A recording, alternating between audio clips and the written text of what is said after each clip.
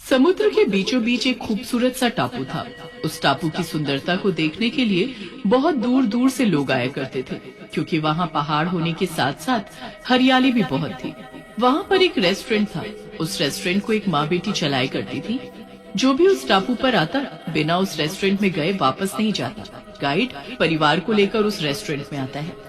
आइए आइए, ये है सबसे फेमस रेस्टोरेंट। इसमें बहुत ही अच्छा नाश्ता मिलता है। इसको अगर आप एक बार खाएंगे तो जब भी घूमने आएंगे यहाँ खाने जरूर आएंगे। वहाँ की मालकिन पूनम और उसकी बेटी उस आदमी के पास आते हैं और बताते हैं, हमारे यहाँ का सबसे फेमस नाश्ता है हमारा जादुई कीमा। क्या वो खाना पसंद करेंगे आप सर? हाँ जरूर खिलाइए। हम भी यहाँ यही देखने आए हैं कि यहाँ फेमस क्या है। वो और उसका पूरा परिवार वो कीमा बहुत मजे से खाता है। वाह वाह भाई वाह, कितना अच्छा कीमा है। इतना अच्छा कीमा तो मैंने आज तक कहीं और कभी भी नहीं खाया। कैसे बना है ये इतना स्वादिष्ट? Thank you sir. जी, मैं और मेरी बेटी पूरी रात मेहनत करके इस कीमा को तैयार करते हैं। बहुत टाइम, मेहनत और प्यार से हम इसको बनाते हैं और आप लोगों को देते हैं। अच्छा लगा ना आपको? हाँ, बहुत अच्छा है। ये रहा आपका टिप। थैंक यू सर, और आप फिर जरूर आइएगा। Bye bye. जी बेटा, मैं जब भी यहाँ आऊँगा आपके रेस्टोरेंट में ये कीमा जरूर खाने आऊँगा। इतना बोलकर वो आदमी वहाँ से चला जाता है। ऐसे ही उनका रेस्टोरेंट टापू पर बहुत फेमस हो जाता है और लोगों को बहुत अच्छा लगता है। उनके साइड में एक और रेस्टोरेंट होता है जिसका मालिक शेखर पूनम और उसकी बेटी से बहुत जलता है, क्योंकि सस्ता देने के बाद भी उसके रेस्टोरेंट में कोई नहीं आता। उसके रेस्टोरेंट में इतने लोग क्यों आते हैं? वो ऐसा क्या देती है जो हम लोग नहीं बना पा रहे हैं? उनका रेस्टोरेंट हमारे वाले से कितना छोटा और नॉर्मल सा ही है, फिर भी उनके रेस्टोरेंट के बाहर लाइन लगी रहती है। ऐसा क्या खास है वहाँ? जी मालिक, वो बहुत ही स्पेशल तरीके का कीमा देती है जो हम लोग नहीं बना पाते हैं, और उसकी रेसिपी भी वो किसी से नहीं बताती है। जाने क्या डालती है उसमें, पर वो सच में जादुई कीमा लगता है। बहुत ही टेस्टी।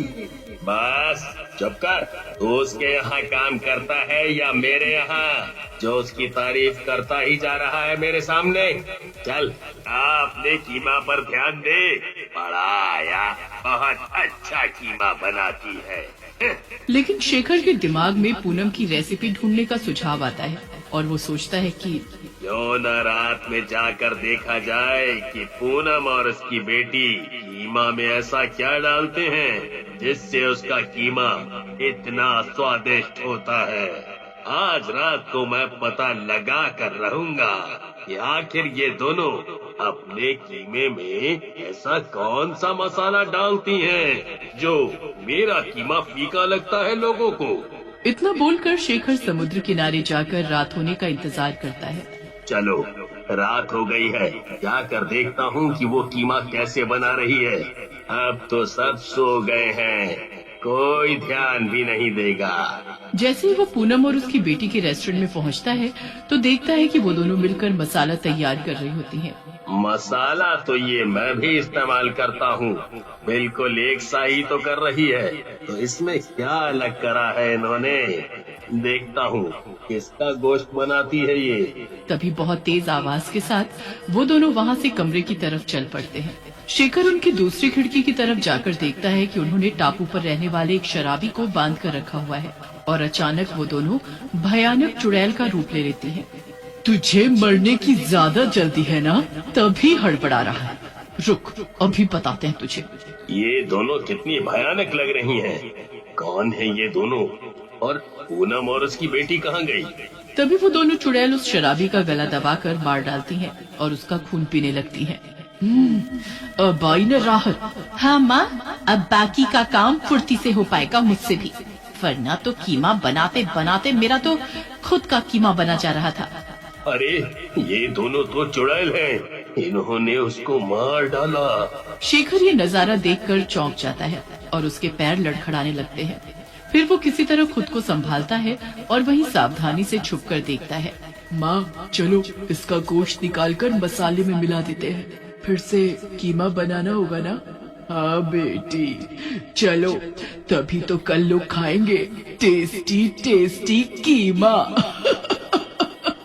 अच्छा, तो इसको ये जादुई नाश्ता बोलती हैं। इंसानों के मांस से बना हुआ कीमा लोगों को खाने के लिए देती हैं ये। मुझे ये सब लोगों को बताना होगा, और तभी इन्होंने शराबी को चुना होगा, क्योंकि उसके बारे में कोई पूछेगा नहीं, इसीलिए चुपके चुपके अपना काम करते रहेंगे। ऐसे तो इन्होंने ना जाने कितने लोगों को मारा होगा। मुझे यहाँ आने वाले लोगों को सतर्क करना होगा, वरना बहुत बुरा होगा। इतना बोलकर शेखर वहाँ से डरता हुआ अपने घर चला जाता है और सोचने लगता है, हे भगवान, बेचारे लोगों को तो पता भी नहीं होगा कि ये चुड़ैलों का जादुई नाश्ता क्या है जो कि इंसानों को मार कर बनता है। वो लोग तो बेचारे ऐसे ही खा लेते होंगे बिना सोचे समझे। क्या करूं मैं? अब चलो मैं अपने वेटर को इस बारे में बताता हूँ। शायद हम दो ही जाएं तो उनका कुछ बिगाड़ पाएंगे, वरना मैं अकेला उन दोनों का क्या कर पाऊंगा। शेखर अपने वेटर से बात करने जाता है। सुनो, तुम्हें पता है पूनम और उसकी बेटी एक चुड़ैल है, और वो जादुई नाश्ता इंसानों के गोश्त से बनाते हैं, तभी वो इतना टेस्टी लगता है। वेटर हंसने लगता है और कहता है, सर आप पागल हो गए हो क्या? कुछ भी बोल रहे हो? आपने जरूर कोई सपना देखा होगा और कुछ नहीं। और अगर लोग मरते तो क्या बाकी लोगों को पता नहीं चलता क्या? हाँ बिना शेखर सर। अरे मैं देख कर आया हूँ, वो उन्हीं लोगों को मारती है जिनके बारे में कोई खोज खबर लेने नहीं आएगा। मेरी बात मान, हमें लोगों को बचाना होगा, सबको बताना पड़ेगा। अगर ऐसा है तो सर चलिए एक बार मेरे साथ भी चलकर देखिए। मैं जब तक अपनी आंखों से नहीं देखूंगा मुझे विश्वास नहीं होगा। हाँ, चल चल तू अपनी आंखों से देख ले कि वो बहुत खतरनाक चुड़ैल है और वो लोगों को कैसे भयंकर तरीके से मारती हैं। इतना बोलकर शेखर अपने वेटर को रात होते ही चुड़ैलों के घर लेकर जाता है। पर इस बार चुड़ैलों को इस बात की भनक लग जाती है कि कोई उन्हें देख रहा है या कोई उनका पीछा कर रहा है, तो वो दोनों काम करने का नाटक करती रहती हैं। बेटा तू मसाला तैयार कर, तब तक मैं जरा बाहर से घूम कर आती हूँ गोश्त लेकर। ठीक है माँ, अभी करती हूँ। तू यहाँ खड़ा होकर देख और बाद में मुझे समंदर किनारे मिल, क्योंकि अगर हम एक साथ देखेंगे तो शायद वो लोग हमें पकड़ लें और हम एक दूसरे की मदद नहीं कर पाएंगे। जी ठीक है, मैं यहीं रहता हूँ।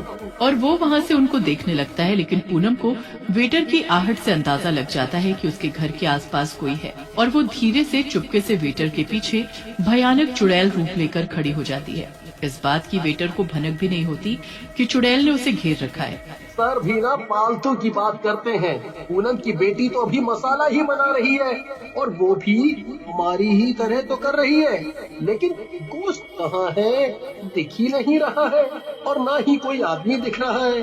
और ये तो लड़की ही है, कहाँ चुड़ैल है? सर सच में पागल हो गए हैं।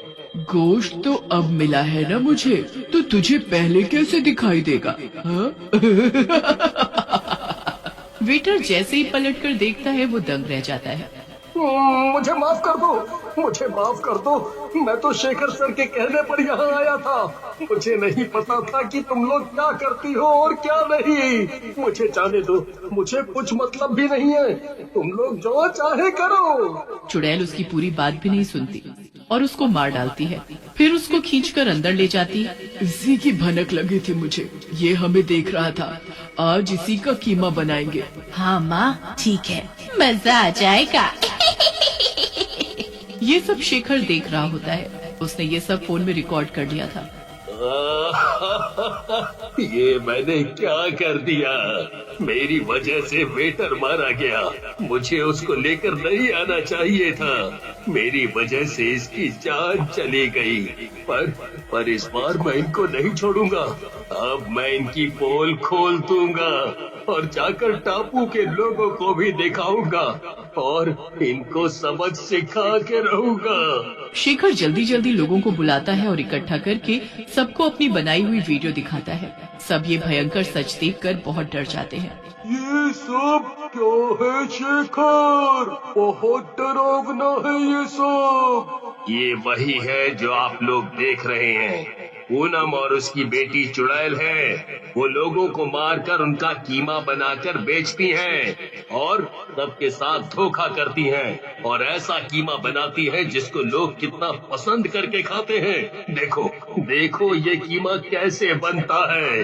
हमें लोगों की जान बचानी होगी और इन चुड़ैलों को मारना होगा। लेकिन हम इनको मारेंगे कैसे? ये दो है, ऊपर से चुड़ैल है, हमसे ज्यादा शक्तिशाली भी होंगी। हम लोग इनको कैसे मार सकते हैं? मैंने सुना है कि चुड़ैल अपनी बेटी से बहुत प्यार करती है। अगर हम पूनम की बेटी को आग लगा दे तो वो अभी छोटी है और इतनी ताकतवर नहीं होगी। अभी तो वो चुड़ैल दुख में खुद ही मर जाएगी। टापू वाले उसकी बात समझते हैं और पूनम की बेटी को अकेला जाता देख उस पर आग फेंक देते हैं। वो मासूम सी लड़की से एक चुड़ैल में बदल जाती है और जलने लगती है। जब ये चुड़ैल को पता लगता है तो वो भागी भागी जाती है और अपनी बेटी को बचाने के लिए उसकी आग बुझाते बुझाते खुद भी उसी में लिपट जाती है, जिससे दोनों चुड़ैल जलकर मर